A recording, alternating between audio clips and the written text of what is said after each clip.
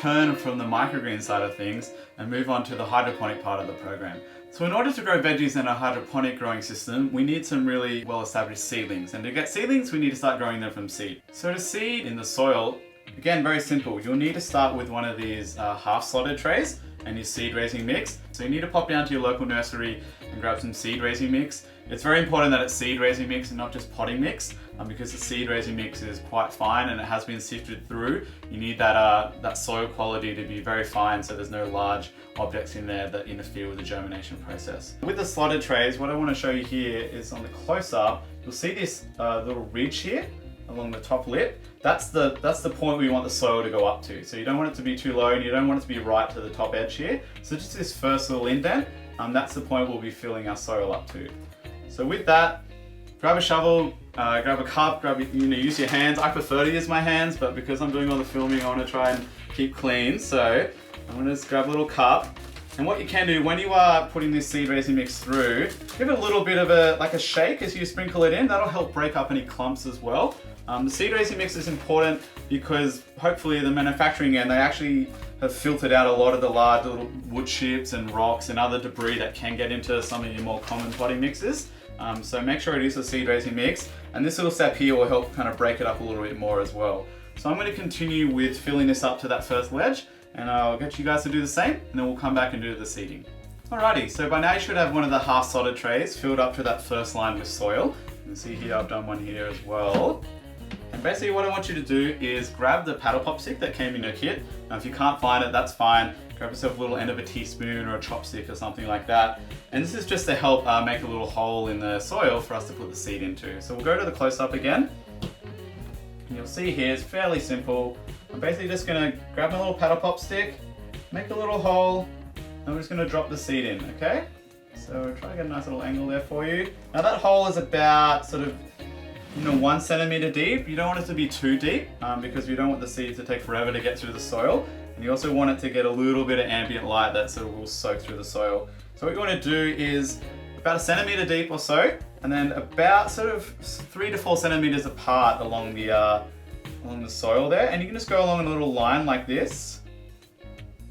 I like to sort of do a whole row in one go, and then you can grab a few seeds and we'll go to the close up again. And you sort of just pop them in. So I've got these little holes ready to go. There's one like this. Just pop them in. And if they don't sort of fall in, that's fine. You can come back to it later. And I like just to poke them down there like that. So go along and do a whole line of them. And then you're going to repeat sort of down the middle again and one more time. So you really should get about 3 rows into this half tray. And then what I like to do, once I've got a full row done, it's like to smooth it over with some soil. So if you have enough, you can kind of just put that down there for you. You can just basically dab it over there with your fingers. And if you've got a little bit more soil, you can dribble some on as well, like that. And what we're looking for there, basically you can't see the seed, which is what you want. You just want the seed nice and covered there. So go ahead and finish the 3 columns there along your tray, and then we'll go to the next step. Alrighty, so the finished product should actually not look like much, which is kind of a little bit of a letdown, but it'll still just be this half-slotted tray full of soil. But you know and I know that just below the surface you've got these little chard seeds that are sitting there. And that's great, that's what we want them covered. The next step is obviously to water them in. Now you can use your spray bottle, have a little mini watering can with a nice little fountain head on it, that's also really great.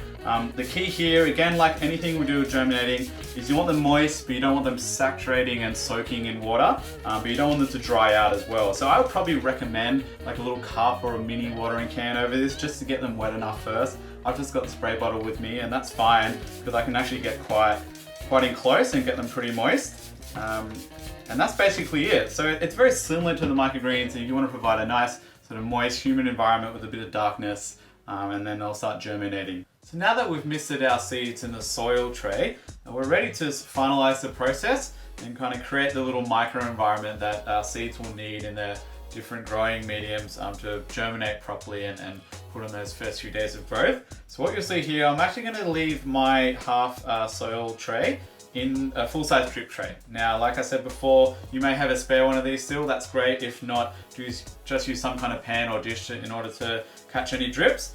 And pretty much for this one, all this needs is a cover. So again, I'm going to use a full-size drip tray that I still have handy.